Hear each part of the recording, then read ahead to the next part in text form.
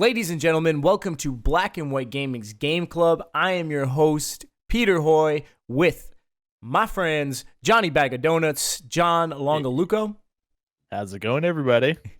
And the light-skinned T'Challa, Devon Colbert. What's poppin', people? What is the Game Club? The Game Club is where we pick a game and we play a portion at a time each week. And during that week, we discuss that portion in the podcast, which is what you are listening to or watching right now. Thank you so much for joining us. We hope you enjoy the episode. Feel free to head on back and check out our other episodes as well. I know you'll enjoy them if you haven't done so already. But if you're just jumping in, let's give you a little recap of what happened last time. Last time, we had to tail a suspicious individual to the art gallery. That was Nick Cormack. We tailed him to the art gallery. We had to fight off some mysterious shadows until we came across the almost dead body of Diane. She was dangling above a statue, and York had to jump 40 feet over the statue to tackle her to safety. Unfortunately, it didn't last for long. She got back up. The statue ended up falling anyway, penetrating her body, and she is now no longer with the living. We also learned a little bit about York's parents last time. York's dad loved York's mom so much that he shot her in the face and then killed himself. That's right. That's how much he loved her. So much love that they couldn't contain it, and he had to release that love with lead. So that's what love is like. Okay. True love is when you can shoot your partner and then take your own life. I want to know what love is. Mark that right there, Peter Hoy, 2019. Jesus. How violent. For this week, we had to play until the end of Chapter 17. Guys, are you ready to jump into this? Oh, yes. God, yeah. Sir. I can hear the excitement. I'm going to ask you a quick question first. Did you guys enjoy the section? Johnny, you wanna kick it off, buddy? Easily the worst part of the game we played so far. Hands down. It was so annoying. There was just one part, and it's my fault. It's really my fault. I'm just bad with certain things, and we'll get into it. I'm sure me saying I'm bad with certain things, everyone will understand here. And yeah, we'll get to it. Not as good as last week's section. Not as good as last. No, I would say, especially in comparison to last week. Correct. Yeah, it was more. Last week was probably my favorite part of the game. So that's where stuff started getting good. You know. Yep. Don't worry, guys. We did learn some pretty cool things this time around. So let's jump into it. All right. We start chapter 14 in York's dream world. It's that area with the white trees and white leaves and water on the floor, and there's doors leading to every direction, almost like a cross. There's one in front, one to the left, one to the right, one behind you. And you just kind of have to keep walking through doors. Once you walk through enough doors, you walk up to an individual in a white suit. God? I believe it's Harry, because you can see the things on his neck. His little fans. I didn't even notice that. Yeah. I thought it was him in the future. Him as an older being. Harry tells you that once you go through the next door, there's no turning back. And you have the choice of if you want to enter or not. Of course we do, right? What else would you choose? Yeah. There's no going back. Once you agree, York says, I do. It's better than staying here. Very well, then. Off you go, Mr. York. And he walks off through the door. On the other side, York is now a child again.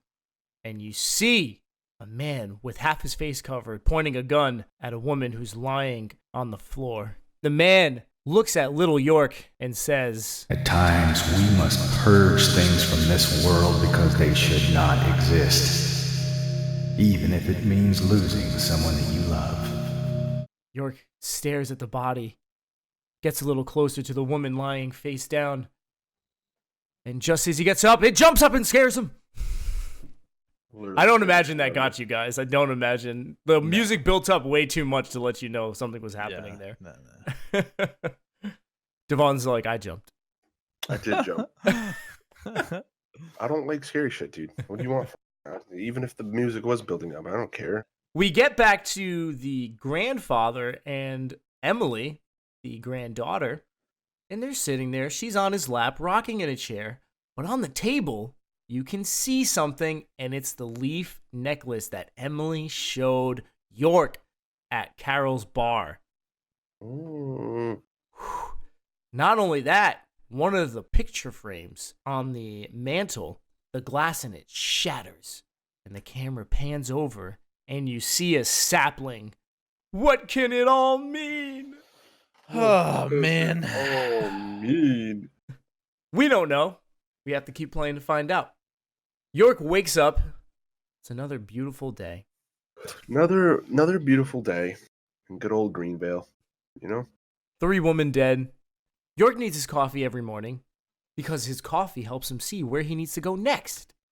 And it happens again today. While he's drinking his coffee, Polly comes over and wants to give him a refill.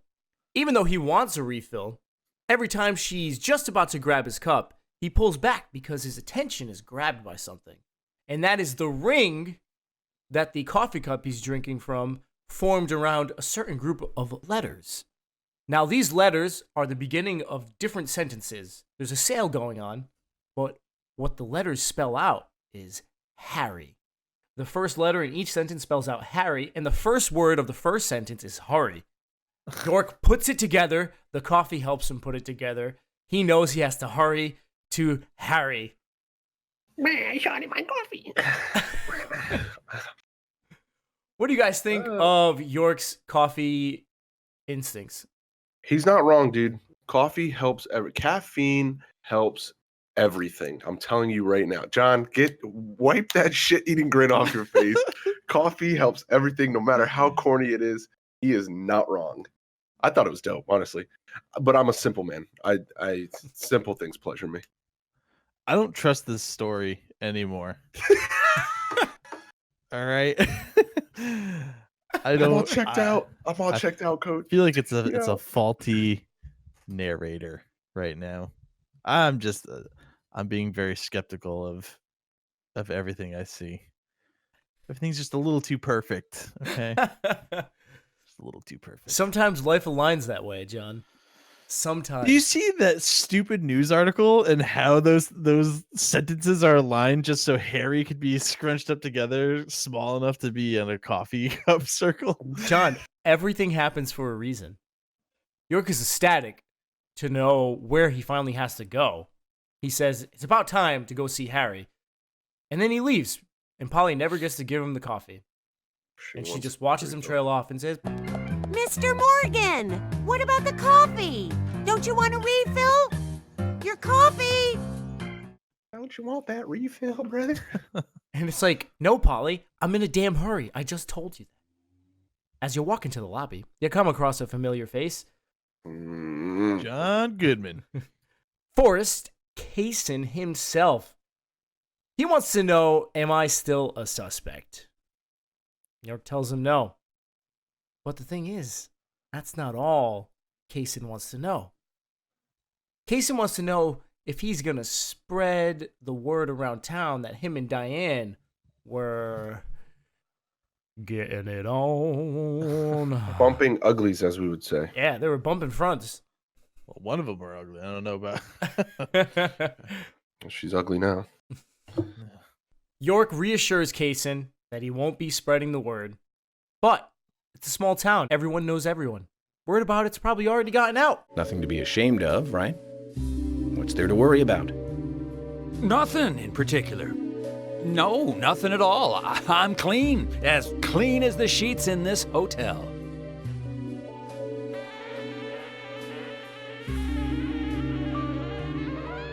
What's with that look? We don't have a problem, right? And York realizes that Kaysen's probably sleeping with another woman in town.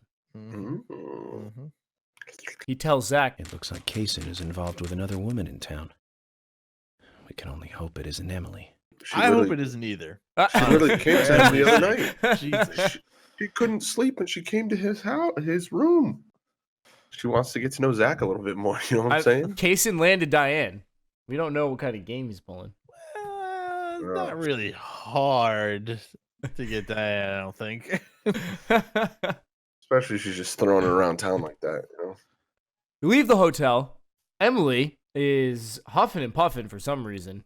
And then she sprints on over to York, tells him, York, I can't find Thomas. Was he here? No, I haven't seen him. Have you tried the radio? I've been trying, but he's not answering.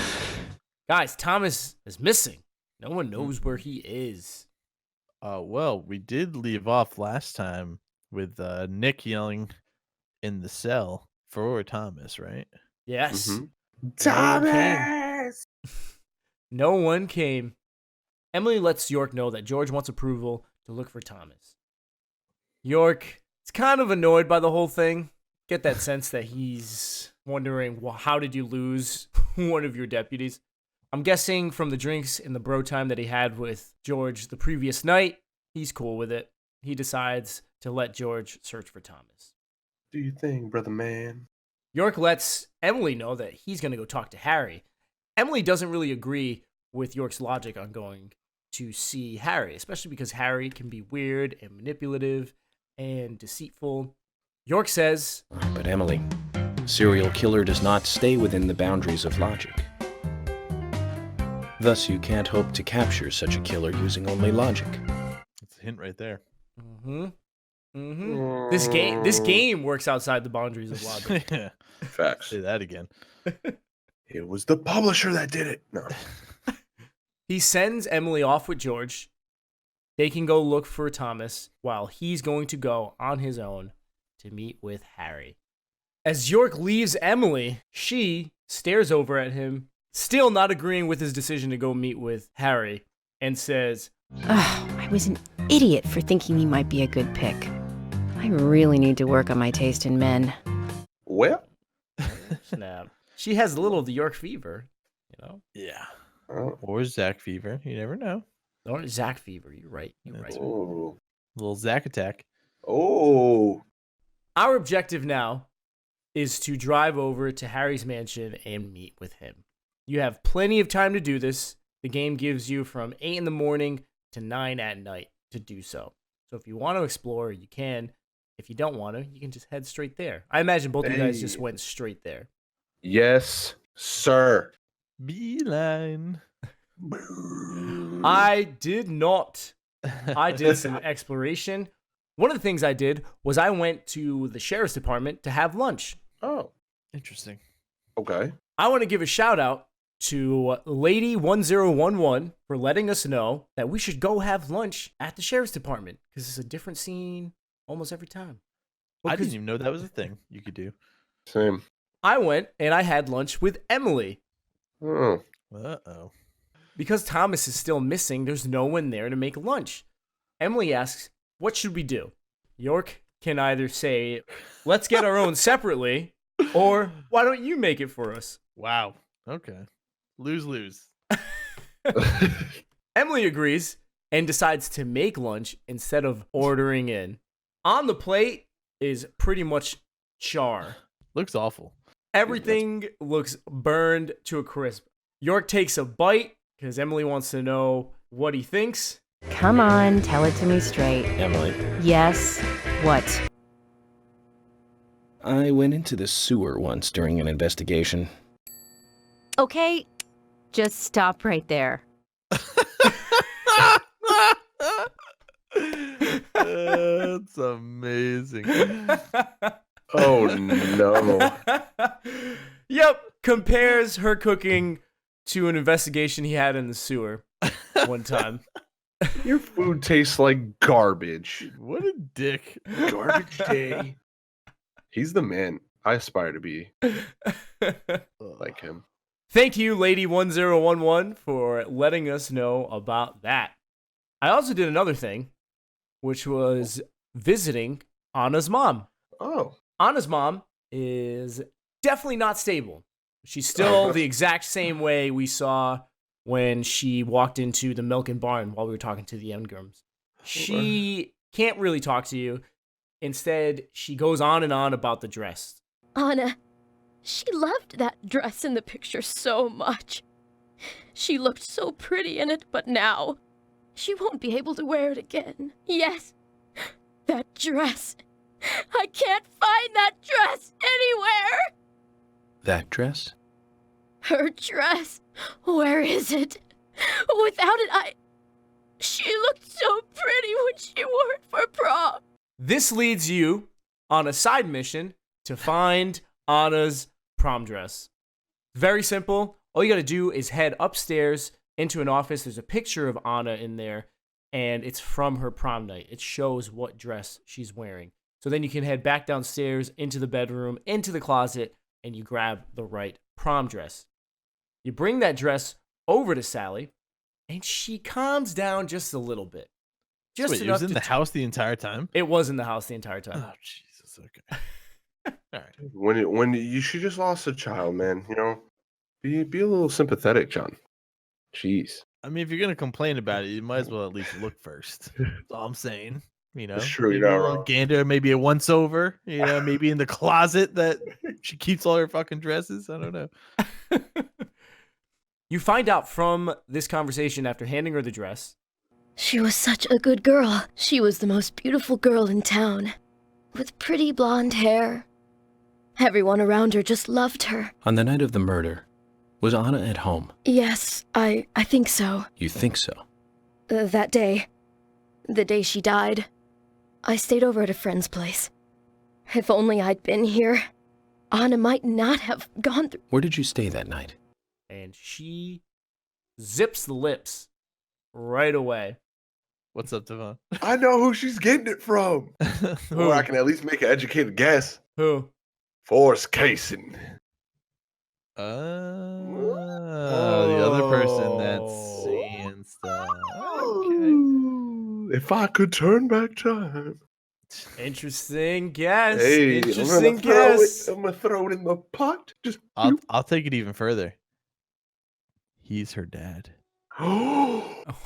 Which is why he keeps visiting the town every so often. John, stop.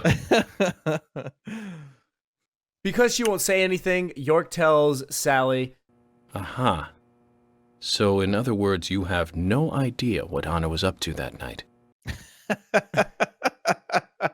Damn. She's not a good girl. She's not a good girl. Sally gets really upset. That's wrong.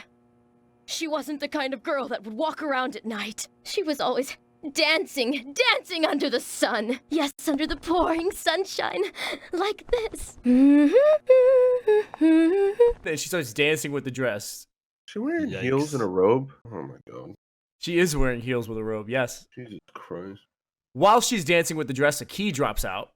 York picks up that key and says, Maybe we can use this to get into Anna's room. Sorry, Sally, but we're going to have to take a look in there. I need to start doing side quests, bro. Damn, I know. This is pretty... I'm pissed. Pretty in-depth. You use the key, go into Anna's room, and there's a drawer. York busts open with his gun. After doing the York, of course. Because he has to contemplate how to open it. And then he pulls out the gun, breaks open the drawer. Pulls out the jammy. When he opens it, he sees a picture of Anna, scantily clad. I like that picture. Hi. What are they? What are they? A couple of porn stars there? Is that what they doing? Hey.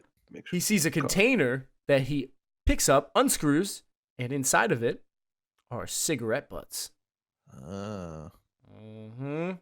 Doesn't matter what town you're from, girls will be girls.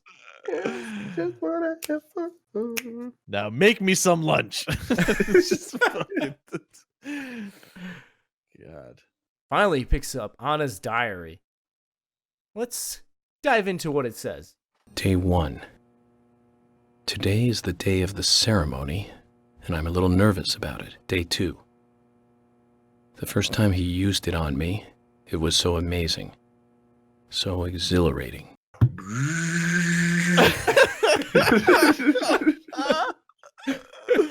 The Power Bunny 3000.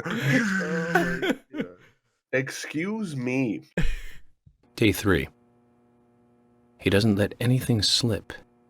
I'm really worried about Becky. Day 4. Delivery man Q won't be able to protect Becky.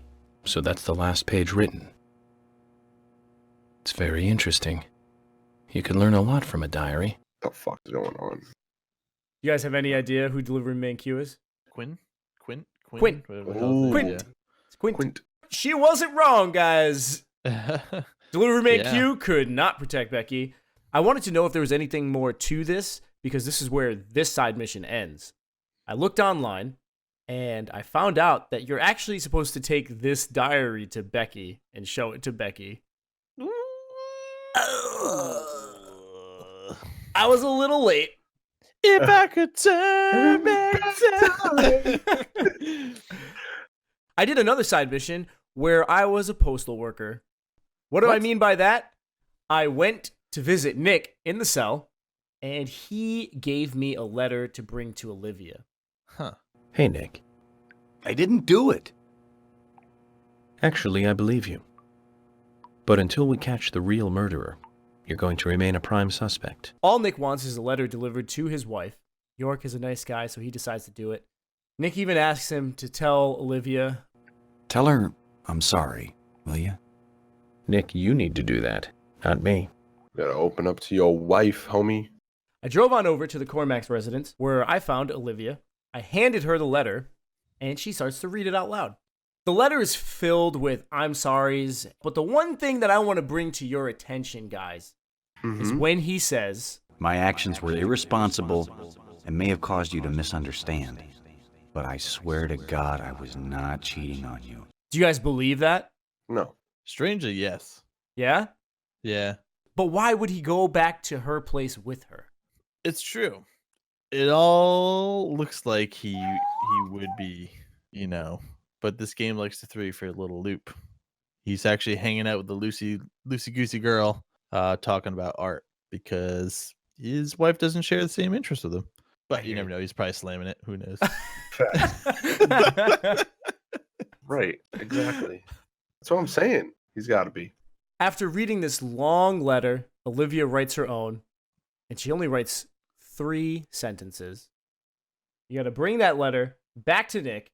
He's kind of shocked she only wrote 3 sentences. I wrote so much. More than I'd ever actually say. A lot more than this. And she writes me only 3 lines back. Not enough for you? Oh, no, it's more than enough. She wrote as much as she could. That's the best she could do right now. Yeah. Those lines were, I believe in you. I'll wait for you. I'm sorry. I don't agree with the last one, though. I'm the one who has to apologize. York reassures Nick, says to wait until the case is finished. Nick agrees. You kind of get a little closure on this arc. But he also gives you a key to the back door of his diner. What does that key lead to? Well, you can go into the kitchen. And in the kitchen, you can get an item bag that lets you hold more items. Oh, shit. Here's my thing, right? I can see why Peter likes this game, okay? If you do a lot of the side missions, right? There's a lot of character development, all right? So I see you, Peter. And I'm mental noting, Devon, do side. Well, that's the thing. It appears at least the like fetch quest missions are actually beneficial because it, again, like Devon was saying, it gives some background characteristics of people, maybe some closure to some stories, but also additional gear and, you know, items. So it's not like you're just wasting your time trying to complete stuff for no reason. Right. It's not like pretty cool. It's not like an RPG where they say, bring me 10 pig hides, and then you bring the 10 pig hides, and they're like, thanks, here's some money and XP. Right. Guys, I'm going to let you know another side thing you can do. Wow. Oh, yeah.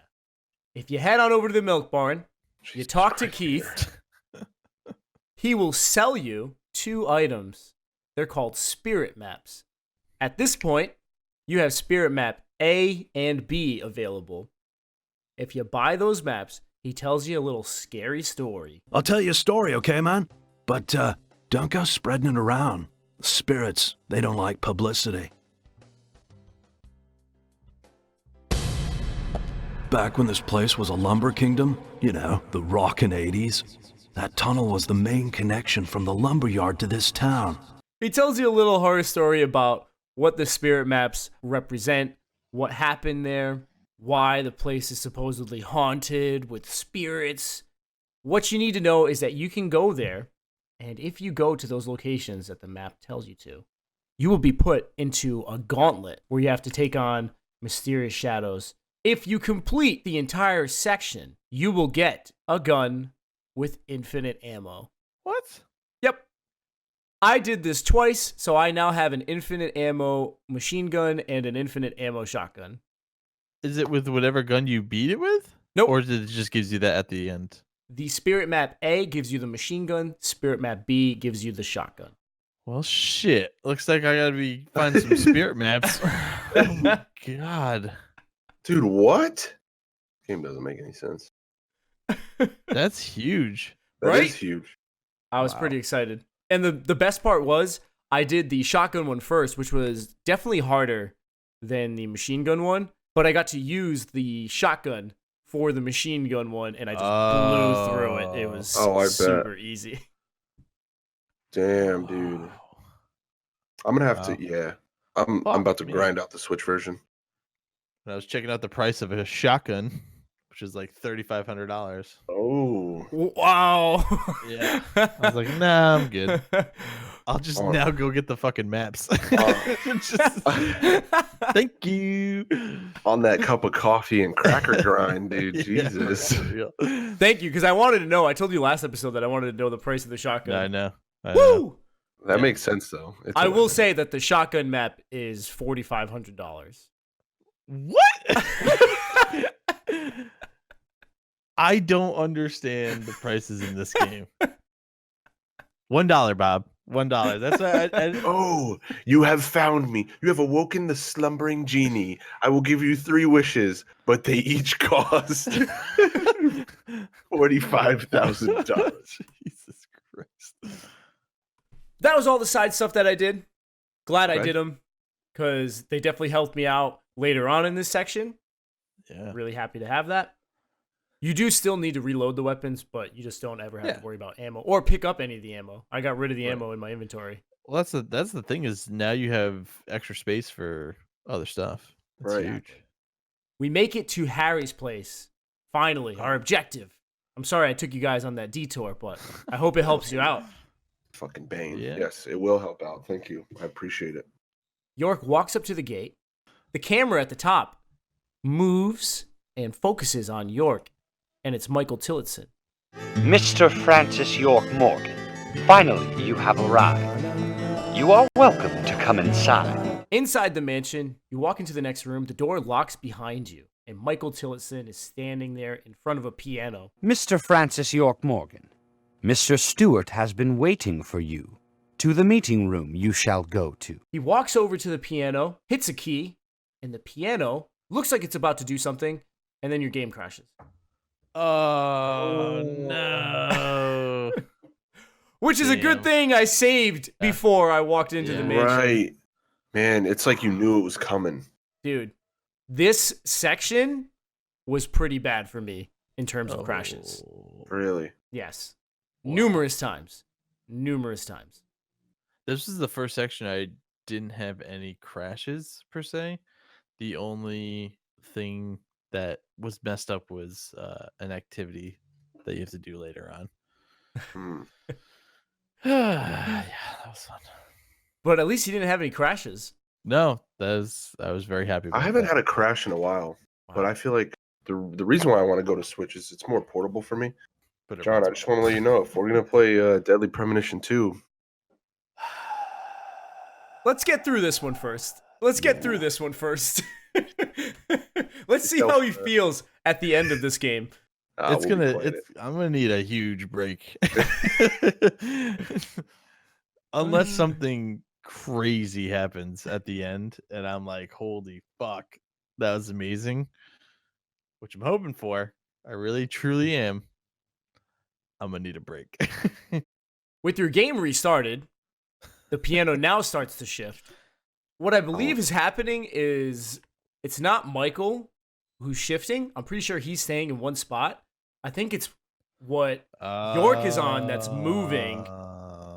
Good call. That's how you can enter different areas, because the door leads to different areas. It's a little bit of a spoiler.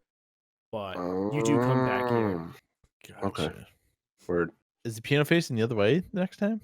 It does face a different way when you walk into the door, but end up in a different area. Yeah. After Michael's showcase, you walk through the double doors, and there's a puzzle awaiting you because Harry is behind another set of double doors, but those are locked. And there's only one thing you can do, which is solve the puzzle to unlock those doors. How do you solve the puzzle? You have to find umbrellas in the guest room, and you have to put the correct umbrellas into the hands of the statues that are outside. I know that sounds super confusing, but I'm going to let you know there's 3 statues outside. They look like they need to be holding something. You can interact with them. You just need to put the correct umbrellas into those hands. Guys, how did this puzzle work out for you? It wasn't too bad. This wasn't really the one that got me. I got this one. It took me a little bit to figure it out, but I finally figured it out. How did you figure it out? Describe it to me. Once you find the correct umbrella, you're going through the rooms, you find the correct umbrella, and once you put it in the correct statue, you'll see the statue's eyes flash green, and that's kind of how you figure out that's the right statue, that's the right umbrella. You got it going good. So that part wasn't difficult at all. So did you just randomly put umbrellas in until it was the right one? Yep. John, Interesting. Go ahead and tell him how you figured it out, because I know you did it differently. Yeah. So I grabbed all the umbrellas because I thought the first one was just something that you could take from the room. And then when I went to the next room, they had the next umbrella. I was like, huh? And then I kept picking up all the umbrellas and then went outside and saw that there was the statues. And I'm like, oh, okay, you got to put it in there. I'm like, how do you know which ones? Oh, wait, that's right. There's the inside. When you first walk by, when you went through the door, there's the sheet music that is standing up on the side, and you go there and it says, I forget, it's like they're symphonies, they're numbered symphonies, and they like tell 3, you the 5, numbers. 6. Yes. Dude, like I said, it took me a while to get this right, and this is why I'm saying me and puzzles don't mix, dude. We just don't. I mean, you still solved it. You still got it. I did get it, just a different way. But if I would have just, done it the correct way. But that's why we do these things. This is why we talk about these things. Exactly. At first, I didn't know which umbrellas to use, but then through the countless crashes, I read what I needed to put there, and I was able to do it. It got to the point where I had the umbrellas, right? And I had to speed place all of them because interacting with these statues could cause a crash for me. Jesus. Really? So it got to the point where I was like, 3, 5, 6, unlocks, save. Whew, we're good. If you had extra hard mode on there. With the puzzle solved, the double doors unlock. You'll walk on through, and you finally get to talk to Harry. Not really Harry. You get to talk to Michael Tillotson. Still a lot more, so says Mr. Stewart. Michael walks in and really urges you to drink the tea, but York's not having it. Mr. Francis York Morgan, please have some tea while it is hot. Too much coffee for your body will make it rot.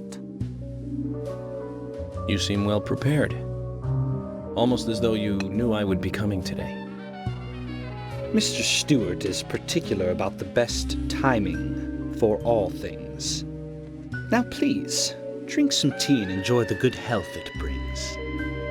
I'm sorry, Harry, but I just don't like tea.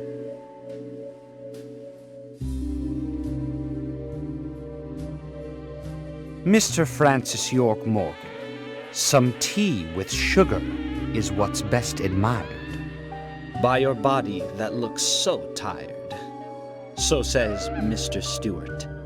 Says, I think you need some sugar in your tea if we can't be forward enough. York finally succumbs like he did with the Sinner's Sandwich, lifts off the cover to the sugar, and in it are red seeds. The music instantly changes. It's a very tense. Harry, where did you get these seeds?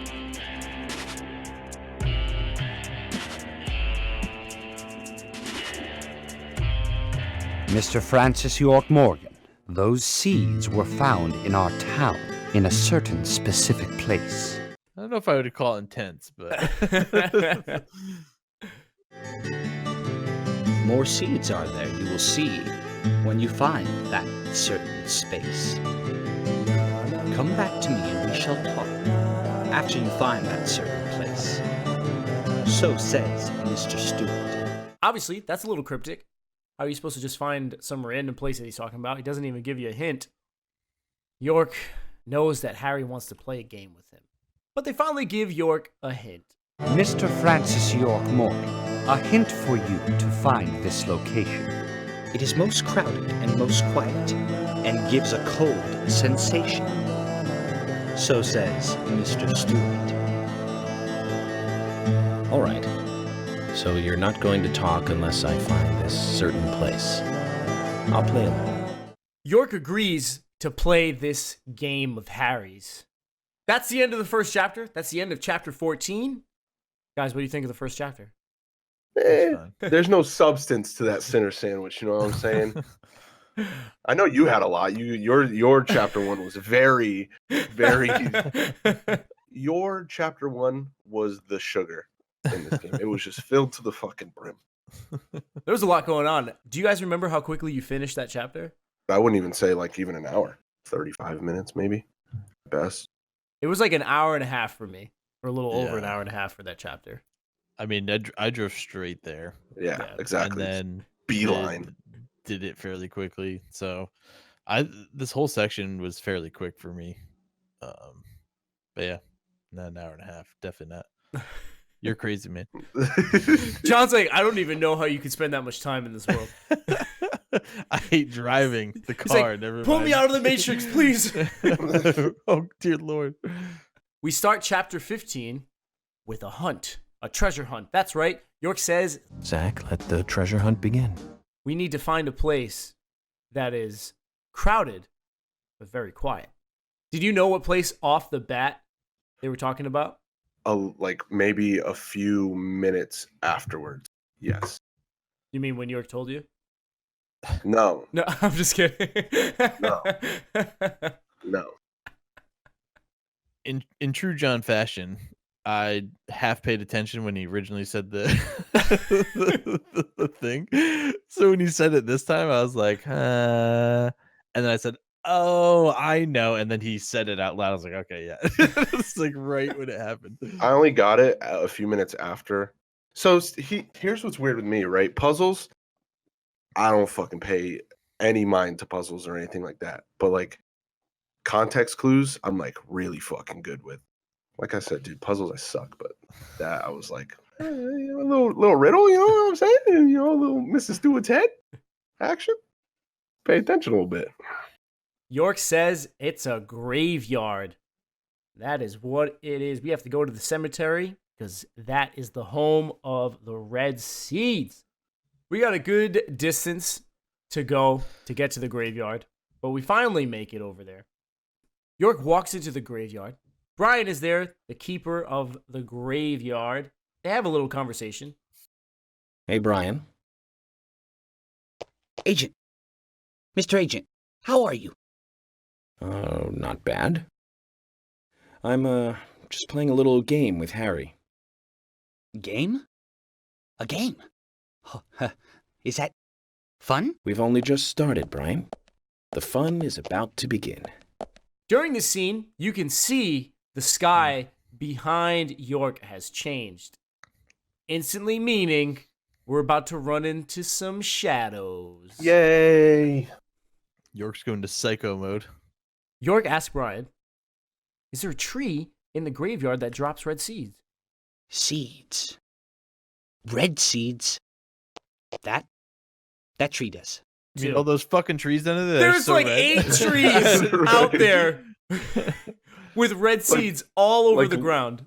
Literally, if York would have just looked over. You mean the trees he was staring at as he was walking? As he was towards walking Brian? They're not Literally hard to all pick together. out. These are trees with red leaves and red seeds all underneath them. Yeah. Oh, Set against the background of green trees to really make it pop out, you know? You could literally pick it out of a fucking like airplane shot flying over top. Of course, just seeing the trees isn't enough. We need to go actually get a close-up view of the red seeds. Of course. But the gate to the graveyard is locked. Can't get in that way. We have to go around the trail that leads to the back of the graveyard. We take the trail. Oh, God. And the skies weren't lying.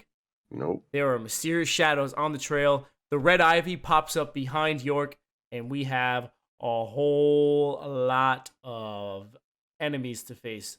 Boy, it's not do just we ever. taking out enemies. No, these are the infinite spawning enemies. Yep. They just continually come back. The moment one disappears, just another one shows up. Which is actually really annoying, guys, because Very annoying. I don't mind the infinite spawning enemies as long as when I kill one, they don't respawn immediately. Right. Immediately when the body disappears. Well, that's the thing too. So when I was streaming, Pete told me the little trick where basically when you kill one of the enemies, they go through this like dying animation. But if you shoot them again, yeah, it immediately kills them, and you can walk through their body or the smoke if it's still on the ground. But if you do that, like you said, if it's the infinite spawns, they just immediately come back. And then when they're climbing up from the goop, you can't run past them, especially in this case where like the path is so narrow that you can't run around them. And then like they just get closer and they just force you together, and it's awful. I was so mad at this point. Yeah, this was probably one of the most frustrating parts. If you're going to do respawning enemies, just give it a few seconds. Give me 5 seconds before another one pops up. Getting through all our frustrations, killing as many mysterious shadows, and sprinting through as fast as we possibly can, we make it into the graveyard, into the gated area. I'm pretty sure in the scene he's supposed to be on all fours, picking up the seeds. He just looks really awkward, like he's almost sniper crawling through the seeds. Might as well just lay on his back and snow angel edge. I thought he was going to for a moment. Yay. With the seeds in hand, we have to go back to Harry. But of course, they can't just make it easy on us and let us go through the front gate. We have to run back around the trail and get to our car. We drive to Harry's mansion. We drive all the way back there, but we come across a couple hiccups like a game crash.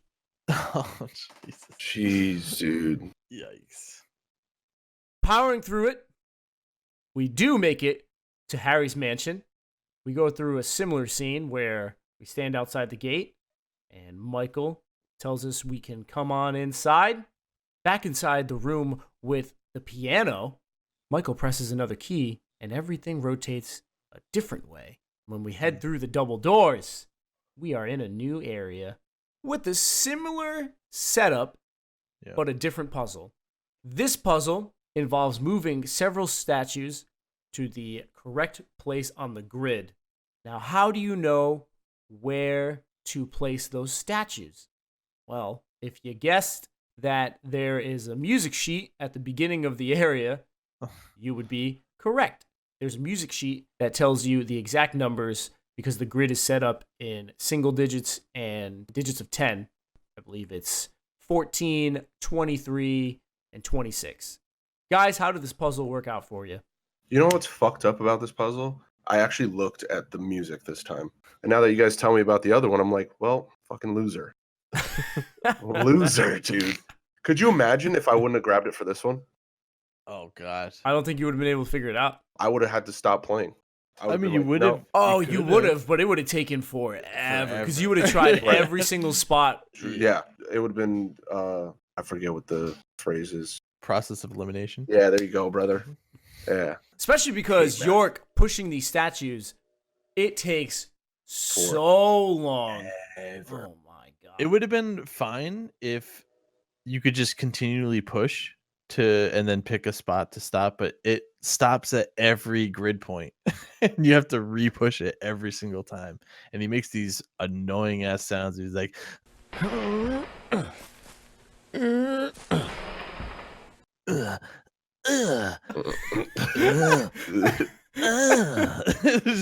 was like, dude. He's thinking about Emily, bro. Leave him alone. I was so annoyed at this part because it was like, it wasn't even a challenging puzzle. I was like, this is just stupid. Dude, he makes those noises every single time. know. Every single grid point. Just the same 2 noises. 2 grunts. You got a 2 grunted, dude. You know? I mean, that's probably the only thing she hears. Ooh, Cayenne? And then that's it. And then he's done. He stopped at the grid point. Zach, do you think she knows I'm done? Kind of awkward, Zach. She's just staring at me.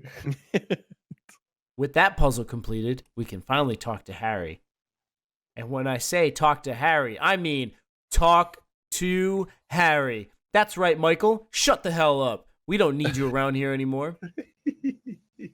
This whole thing didn't make any sense to me.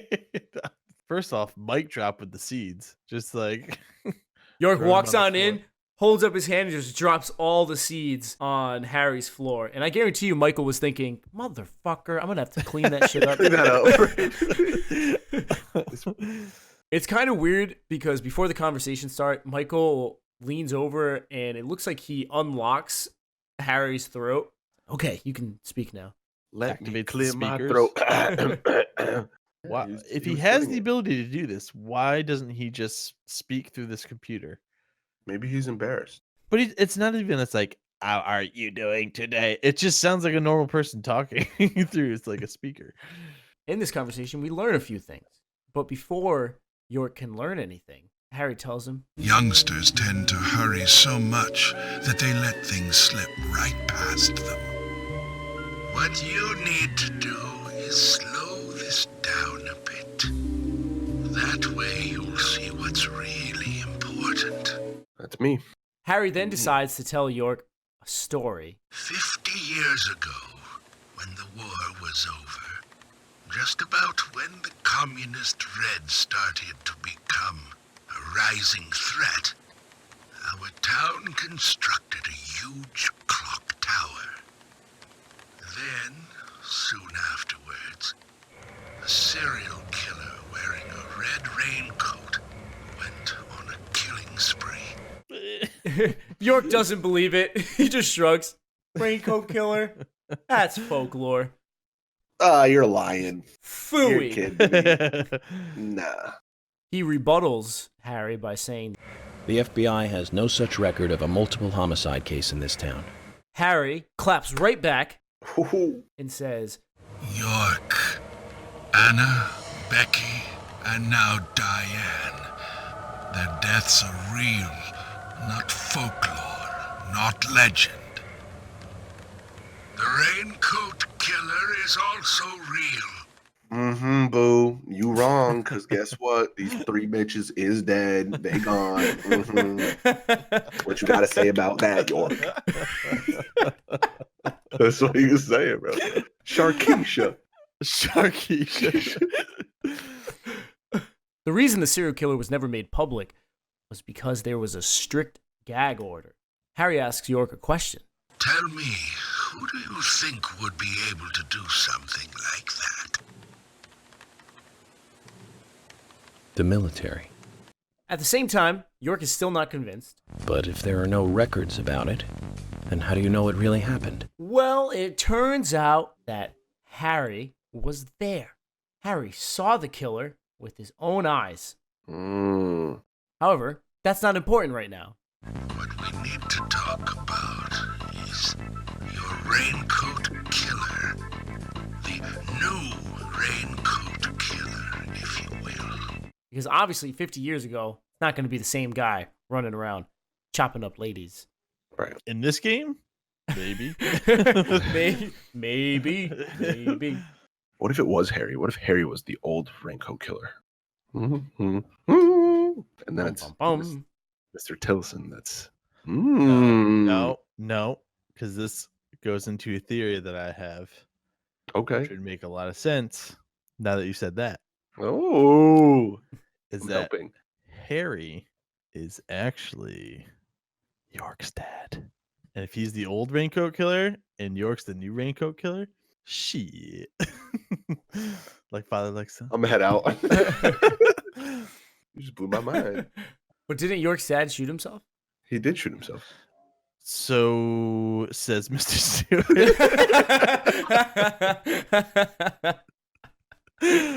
That's what York remembers as a small child, but like I said, he did close his eyes. He did close his eyes, and when he woke up, everything had happened.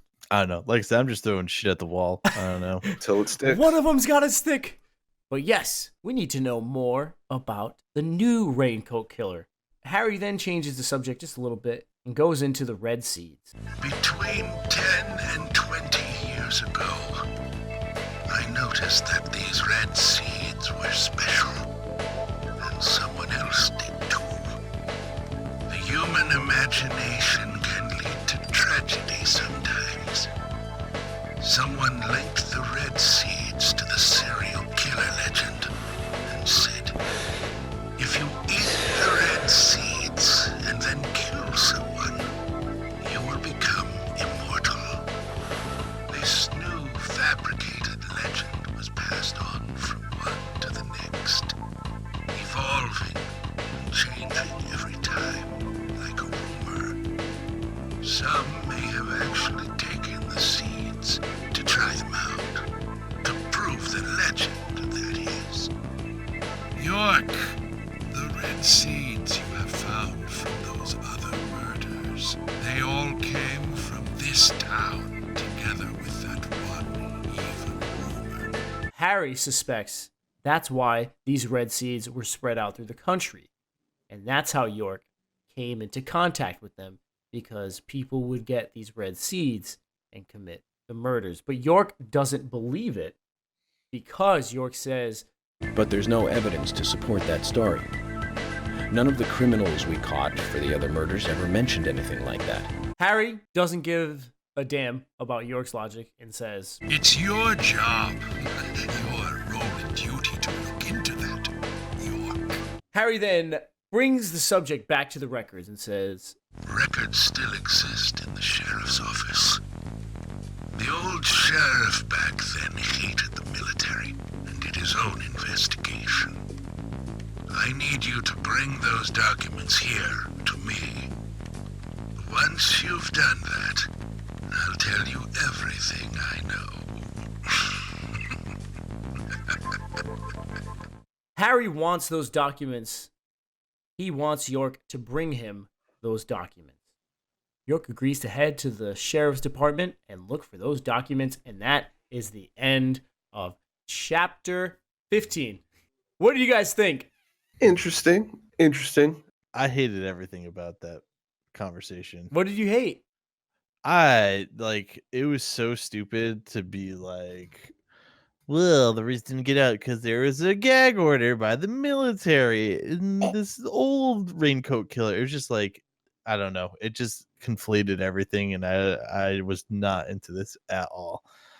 Like, I don't need to know that there is some massive fucking cover up that the government had over these seeds that people use across the country to try to gain immortality. It was just not having it. But that's part of the story, John. We're going into the lore of the Raincoat Killer and what could be the motives for them doing this. We found the red seeds at every crime scene. You have to look into these things.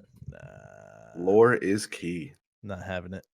Not having it at all. I'd rather the Raincoat Killer be some fucking town legend that everyone's afraid of and have it just be something creepy like that. I don't need it to be some military cover-up gag order. Blah, but I think you're looking too much into the military portion of it. It's still just like... I think you're looking way too into that. Old Raincoat Killer, new Raincoat Killer, I don't care. It turned me off. Because the legend has to come from something. You can't have a legend and then not have anything that brought about that legend. Sure, it could just be something that fucking kills people, and there's not any sort of explanation about it. It's just something that comes when it rains. But that's what we're looking for. Because the killer just went around killing people, and then we don't know what happened after that. That's what we're trying to find out. Yeah, but they're talking about the red seeds, and I didn't care for it. Just didn't care for it. Man, I liked it. I like the story. I think it's interesting. I mean, immortality is pretty fucking cool. I'd be down for it. I don't know if I'd kill someone for it, but I'd be down.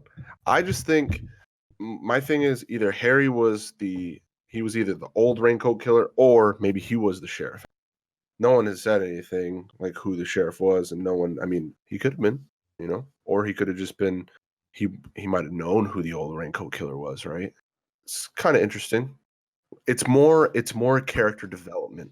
If anything, if one of these people is the old Raincoat Killer, they're still the new Raincoat Killer because they've found the way to become immortal, and they're just continually killing people 50 years later.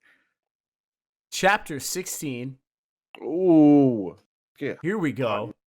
We start off with York outside Harry's mansion, and York says we have to head on over to the sheriff's department. Arriving at the sheriff's department, York is still unsure of whether he should believe Harry or not. Can there really be documents here that the FBI doesn't even have? What do you think, Zach? Inside the sheriff's department, George doesn't believe a word of it. Emily is in agreement with George. The Raincoat Killer is a phantom, made up to scare children long ago. I can't believe you fell for that from Harry, of all people. I agree with George. Harry likes to play with people. Play with their minds, too. George, Emily. Of course I don't believe him word for word. But you won't mind if I at least try to confirm that he's wrong, will you? George reluctantly agrees, but says, Well then, can you look for the files by yourself? I'm still looking for Thomas. Even though I'm sitting behind a desk right now. They're best pals now, dude. Emily opens up the door to the file area for York, and when York goes through, oh yeah, baby, it's a mysterious shadow section. Here we go. Yay. I was excited to use my new toys for this one. Oh, I bet.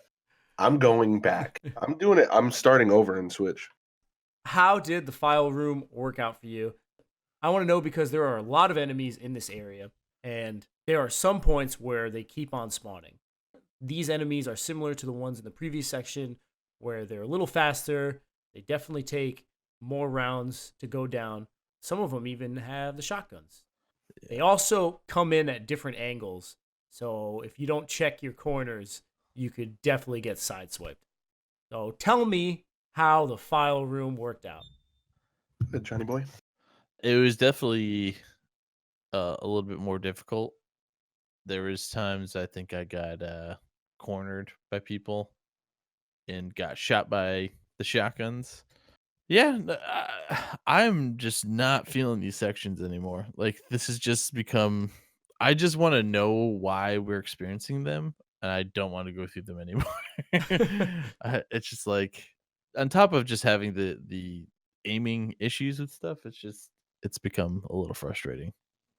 I will say I took a couple bumps and bruises and scrapes and scratches, but all in all, it wasn't too bad. Once again, I just don't like creepy sections. Even though we've done them multiple times, I still get the goosebumps. But like what you said about like the different angles and stuff like that, that kind of took me a little off guard. Mm-hmm. That's where I got my bumps and scrapes and bruises and stuff. But once you get past that stuff, it's pretty straight and narrow, baby. How about you, Peter? This was the section where I almost died because I got grabbed by one of the mysterious shadows. When I fought him off of me, York was slowly getting back up, and then I just took a shotgun blast right to the back. And my health was just less than an inch. I instantly tried to run away, but I forgot that when York's that injured, he just limps. So immediately went to the inventory and healed up. Thank God I had picked up a large med kit beforehand. Right. Dang, dude. I definitely died by shotgun by one of those guys. he shot me, and it took out like half my health.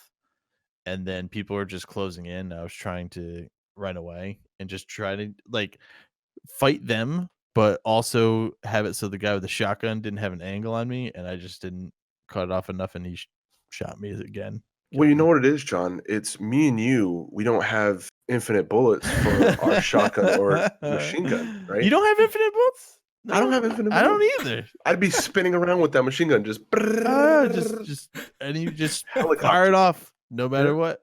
Yeah. You know how many rounds the infinite machine gun holds? It looked like it was like 350 or 400 or something. 360. Like that. 360 rounds. I saw that. I'm mad, dude. I'm going in. I'm getting it. I'm definitely gonna do that. Yeah, it's so worth it. Have to. Did you guys open up all of the file cabinets? Yeah. Yes. Did the one holding the mysterious shadow catch you off guard for? Yes. No. Yes. Well, I mean, it caught me off guard, but it didn't scare me or anything. I jumped. Oh, okay. I'm a pussy, dude. What do you want from me? I was sitting here like this, and I wasn't paying attention because I have my phone next to me, so I double tapped it so I could see my screen. And then when I looked up, he was like, and I was like, "Yo, boom!" I ran back and I grabbed the gun. Dude, can't do it. I gotta like keep my phone somewhere else, like, not near me. It's distraction. But yeah, it did catch me off guard. I don't like scary games.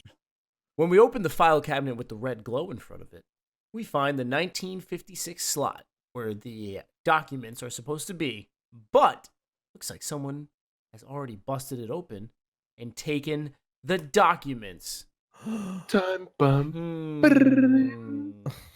Yikers. That's right. Our first clue is the broken safe.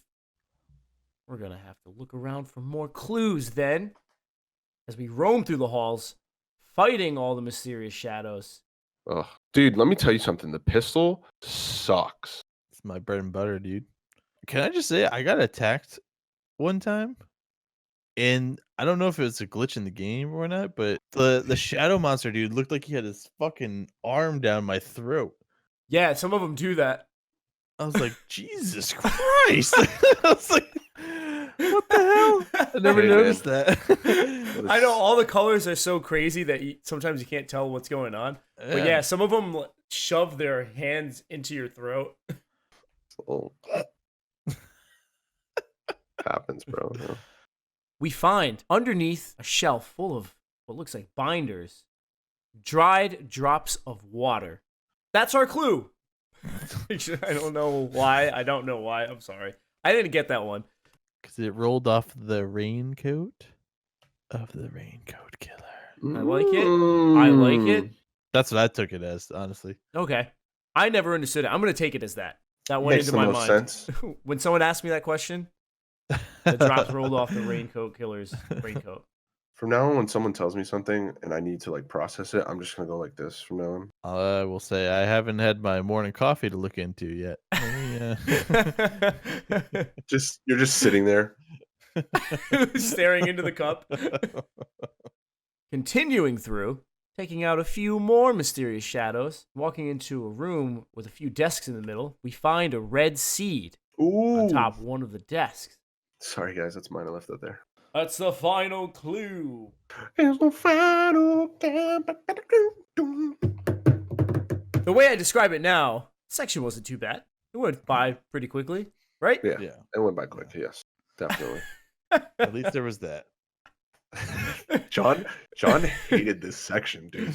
I really did. This is my least favorite of all the sections so far. There was no killer to run from or hide from. There were no quick time events. No invisible woman crawling out of vents. It was just simplistic shit. And John's like, nah, dude.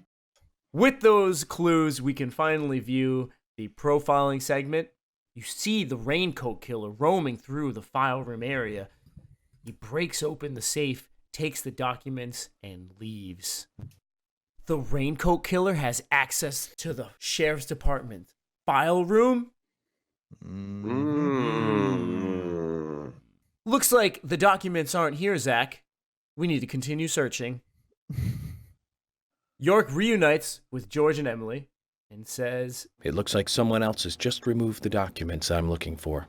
George is bewildered. Emily says, That's impossible. No one could break into there. But then something comes to mind for George. No, Emily. There is one person that can access that room at any time. You don't mean Thomas? The one who's missing, guys. It's like, don't take my gimmick, Emily. Profiling's my job, okay? He does say that, doesn't he? Profiling's my job. Yeah. Profiling's my job, Emily. Is your cooking bad? Yes. Is Usher Johnson really black? Yes. With this idea brought to the table, everybody is on edge. But York knows how to cut through the tension when he says, More importantly, Emily, could you get me a coffee? A fresh one if possible. Coffee? At a time like this? Why now? Emily, please. This is very important. Some coffee. And bring some milk on the side. Not only did you have to make lunch, a fresh one if possible. But I want some coffee. Emily can't believe it. He does this gesture almost as if he's saying, coffee. Yeah. Get it? Yeah. Now. Anytime. Emily walks off to get the cup of coffee. It looks like George is kind of laughing. Why does York want the coffee? Well, come on, guys. We all help him know. profile better. We all know. He needs to look into the coffee. Unfortunately, the coffee doesn't taste good. Zach, this is amazing. Even the taste of her coffee is thrilling, to say the least. What? No, nothing. But York does get some information from this horrible cup of coffee. Not necessarily the coffee itself, but the cup that it's in. This isn't the cup that Thomas always uses for me, is it? I'm sorry about that too, then. I just used a cup that was nearby. You have a problem with that? Problem? Not at all, my dear Emily. The coffee is perfect. Well, okay, taste aside, this cup certainly is perfect. They all look in, and on the cup says the big fish are biting at Velvet Falls. Mm-hmm. Looks like we know our next destination, boys. We are heading to Velvet Falls. York wants to go there on a fishing trip. George is all for it. Emily, going to a waterfall just might be a good idea. In feng shui, a waterfall is known to be a source of power. Even if we find nothing there, I'm sure it will give us some power. Thanks for the vote of confidence, George. And don't forget to bring a fishing rod. All right. I'll go get it. Fishing? Are you two serious? They're best pals, dude. That's what I was saying. They are best friends now, dude. Emily is appalled that the two want to go fishing at Velvet Falls, but they're not even listening to her at this point. They're getting ready to go on a fishing trip. Guys, what did you think about this scene and this chapter? Because that's the end of chapter 16. One more to go, fellas. The chapter was very short, and I think that scene just kind of like solidifies York and George's relationship as a whole. Because last episode, he was like, you know what? I've fucked up a lot. I'm taking the blame on these. I'm going to listen to you from now on. And it just goes back to character development, right? He was such a hard ass in the beginning, and now he's like, you know what? This dude's here to help. Why don't I help him by stepping back and giving him the power that he needs, right? To get shit done. And, you know, they're best buds now, so it's great. Emily just needs to, you know, back up her mans. You know what I'm saying? Her newfound man. John? I think George has something to do with it, right? Him going along with York is just like a way for him to gain maybe some false security or sense of security, or York to have some false sense of security with George to be like, hey, yeah, I am backing you up. Let's do what you want to do. Maybe he has by going with him, he's able to control a situation versus having York going off on his own and finding things. Mm-hmm. You know? Okay. Word. Yeah, I mean, it is what it is. The coffee thing, like, It just keeps changing, man. It's like you look in the coffee, then it's the stain of the coffee, and then it's the cup of the coffee. I knew as soon as it got to that part, you were gonna be like, dude, it's the coffee. Doesn't matter how the coffee tells you. It's just the fact that the coffee's gonna tell you. right, man. Yeah. Caffeine, baby. York said at the beginning of the game, it never fails. Well, boys, chapter 17 kicks off our final chapter of this section, and we have to go fishing.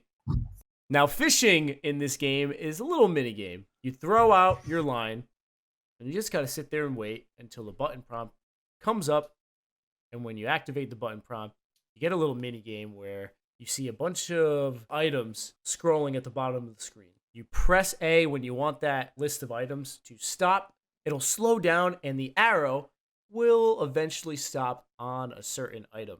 So you got to time it out if you want to pick something specific. Yeah, no shit. In this case, it's the documents that we're looking for. Guys, how did this section work out for you?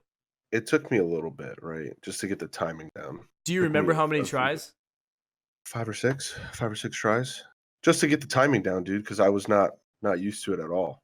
It's different in this game versus other games. I don't know. Oh, very different. Like this has nothing to do with reeling in a line or anything like that. Super different, right? Most game. Well, there's other games that have little mini games like this, and some of them do require timing, right? Like you have to press the button multiple times, but this one is like, hey, you gotta click it just to get the timing right. Yeah, no, dude, I sucked. 2 times. Twice? You're a loser, dude. 2 times. I got you on squirrel keys though. What's up? But once you get it down, it's pretty easy. John?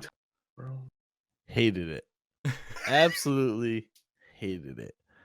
First off, I had to throw in the stupid throwing the lure like at least 5 times to be able to even like get a hit. Like it took forever. I would keep throwing it in and it would just keep reeling it back, nothing. Throw it back in, reel it back, nothing. Finally, it was like literally after like the 5th time, it comes up with like the hit, so you press A. And then never doing this before, I just see the shit scrolling at the bottom and I'm like, what? And it just like hit immediately. Didn't know what was going on. Then it's like, okay, had to throw in a couple more times.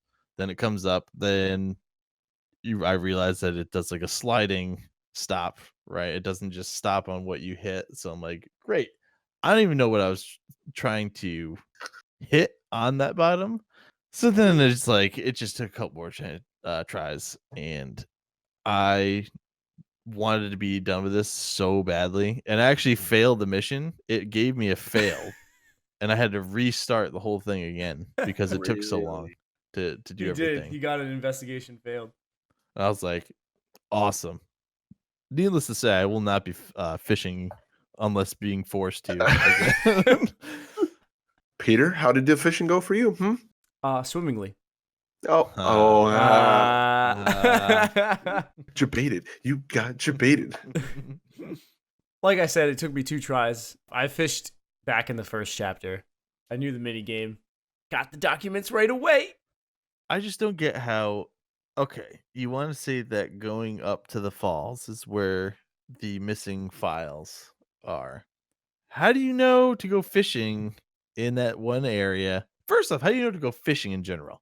Then, how do you know to go fishing in that one specific area to get the? It was just like so stupid. It was so stupid. Perfect. It's perfect. No, this is where the game is just like.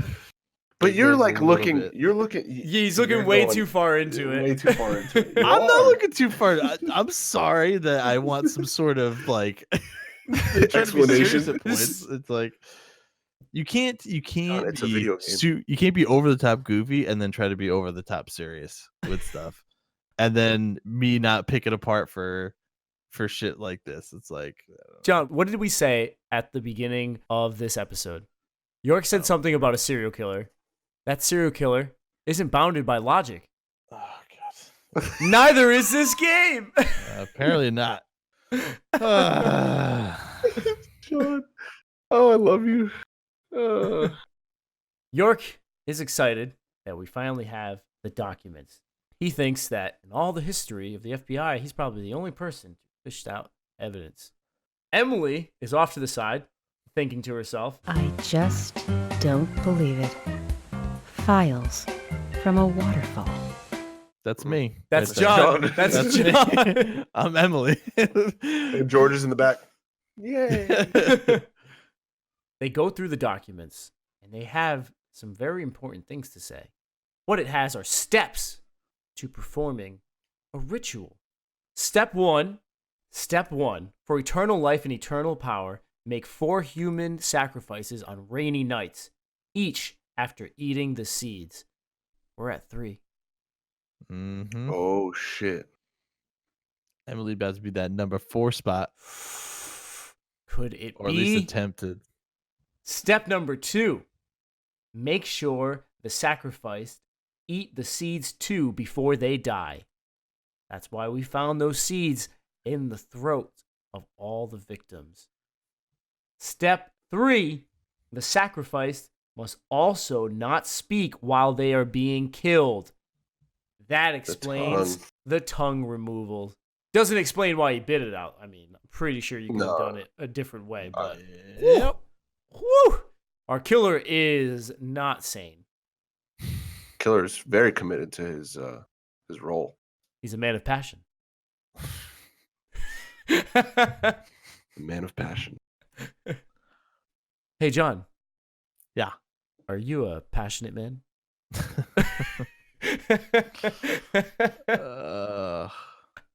Emily asks a dumb question. What does that all mean? Like, we haven't seen the 3 murders that all happened, and they seem to all follow these steps. Who gave this bitch a badge? Who did it? It's called The Legend of the New Raincoat Killer. George, have you ever seen this handwriting? And Emily and George both recognize it the moment he asks. Yes. It's Thomas's. York wants to take these documents to Harry because he wants Harry to tell him the whole story. But those are classified. I can't allow a civilian to view them. Especially that deranged old goat who owns most of the town. I agree with George. Harry is... how can I put it? He might be dangerous. York isn't fazed by their refusals. You said it yourselves, didn't you? There has never been a mass murder case in this town. That means these documents pertain to a case that never actually happened. Just look at it as though they never actually existed either. Ridiculous. Jedi mind tricks. These aren't the documents you're looking for. George, York's best bro, says... Okay, you have my approval. Why does he need the approval, though, if York is running the case? Probably the same thing what you said before. He's probably helping cozying up. Yeah, maybe. He's trying to become the big spoon. Maybe. But then again, he does let him take the files, and he doesn't go with him. Well, if he knows that Thomas isn't the killer, and he knows that York is going to go down that rabbit hole of trying to find Thomas as the killer, either buys him some time, or maybe he just falsely accuses Thomas. I don't know. Who knows? Who knows? George tells Emily, I wouldn't believe it if I hadn't seen it for myself. But Thomas? There's got to be a rational explanation for this. George and Emily can't believe it. And again, Emily says something similar to what she told York about his parents. There must be a reason for this. Yeah, well, yeah. He's fucking nuts. We end the cutscene with York talking to Zach. Zach, George has started to change. I think the deaths of Becky and Diane had a deep effect on him. I guess this town truly is without a king now. And that is the end of chapter 17, boys. We have reached the end of the section and the end of the episode. Guys, what did you think of that final scene and that? I mean, you told me what you thought about the fishing. So what did you think about that final scene? Interesting, right? Let's picture if Thomas was the Raincoat Killer, right? It can't be him. Do you think Thomas is involved though? Yes, definitely involved, but he's definitely not the one. So now it's like if there's two people, or go back to my theory where there's multiple people in the town that are behind it, right? The only reason why I don't think Thomas could, well, two reasons why Thomas couldn't carry it out. He's a wuss. And two, he wasn't there when Diane went missing, when she didn't show up, because he was at the bar, right, watching Nick. Yep. Yeah, he was at the bar watching Nick, and I mean, What? George was watching Diane. Mm-hmm. Ooh, man, this game's great, dude. Holy shit, dude. What if they were in cahoots, man? All right, John, go, because dude, that's crazy. They had insane. to. The thing is, they had to both. It had to be Thomas's handwriting that wrote those steps. Yes. Unless Emily is in on it too, because Emily recognized. Right. Holy fuck, dude. Town's fucked up. I don't know what to think. I feel like I just get more fantastical the more I think about everything. Like I was telling Pete earlier, I wanted to see what his game recording looked like, because at the beginning of this whole section that we played, when York goes in and sees his dad shooting his mom, like his face is blacked out, but you could see like he had a beard. And I said, my York had a beard. And I didn't know if it was supposed to be like they're covering the dad's face for some reason, right? In my experience, it's usually for like a reveal later on that so and so is this, or So to me, it could either be somehow it's York and he's repurposing his memories and messing some stuff up, thinking he saw something as a child, when really it was him that was doing something, which could possibly explain the scars on his side if he tried to kill himself and didn't, right? And it's just, I don't know. So I was like, I wanted to see Pete's recording, because if I know Pete was shaving, and if they're trying to match up like your character to who it is, and his character was clean shaven when it was his looking at the dad, then I was like, oh, maybe that'll match up as far as who it is. But I think he had a beard in that. He did. But saying that also matches up to Harry, who also has a beard, and that we've now seen him unmasked in his dream state, which I didn't realize at first. I don't know. There's no reason to have things covered up, as in his dad's face or Harry's face, or people's backs. If we're trying to see, they're holding it, in my opinion, they're holding it back to have it as reveals. I definitely think after watching this over again, that Harry is a little bit more tied to Mr. York there than he lets on. Yeah. I don't know. Now I'm thrown off too, seeing the stupid extra cutscenes on the director's cut with Emily's little artifact thing on the table. Now I'm like, is that actually Emily when she was a child? And now she's being told a story from, say, her grandfather, who could be legitimately like Harry, and that she doesn't know. Right. And if he's the old killer and has found the way to be immortal, he could still be alive when she's grown up, I don't know. Maybe it's the old guy in the cutscenes is York, and his granddaughter is named Emily after his wife, who is Emily. It's like all this shit. I don't even know.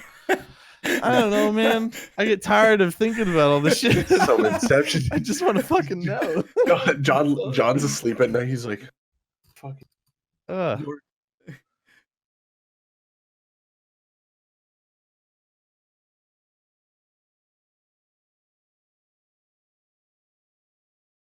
I think that's the annoying thing. So it's like, I don't need to expand on the legend of stuff. I just want to know what's happening currently. I don't need Right. the backstory. But that did lead you to find these documents where it did label out what's going on. Because now that we know, there needs to be one more female murdered. Mm-hmm. Because we already passed 3. I got my sights set on 2 people. And we know that it's Thomas's handwriting. So Thomas knows about it or is involved somewhat. Why did he write that down? Well, I mean, his sister owns a club where she and all the other girls were obviously crying after all that shit when they had the picture of the dude with all of them. So, you know, he's tied to it, at least in that regard. Then we still haven't even found out the other woman that Carol was hugging. Right, which could be the girl in the picture at Anna's room. I mean, that's a huge thing that I, not even doing the side quest, I would never have seen that. That's crazy. Are you guys interested in learning more? Of course. Watch me fucking force Kason somehow. That motherfucker. Fat bastard. He's calling the shots. I definitely am interested in learning more. We're going to see if you guys can make it, because your first step is getting to the end of episode 3, the end of chapter 20. All right. That is your assignment. For the Should you choose to accept it? Oh, accept it. Give it to me. I'm going all the way. I'm going from 1 to 20, baby. Why am I telling them this? Well, because if you want to play, you can. You can play to the exact same section as us, and then you can head into the Discord. You can head into the Black and White Gaming Discord and discuss the game with us. All you got to do is use the link that's either in the YouTube description of the video you're watching, or use the link that's in the description of the listening platform that you are on right now. If you guys like what you see and you want more, make sure you subscribe. Make sure you give us a follow. If you're on iTunes, give us a rating. Go right on ahead. We appreciate it. Any rating, tell us how to get better. We'll do it. Fact. We'll implement this shit. I prefer 5-star ratings, but rate the truth. Yes. If you want to follow us on social media, head on over to Twitter or Instagram. And you can follow us at BLKWHD Gaming.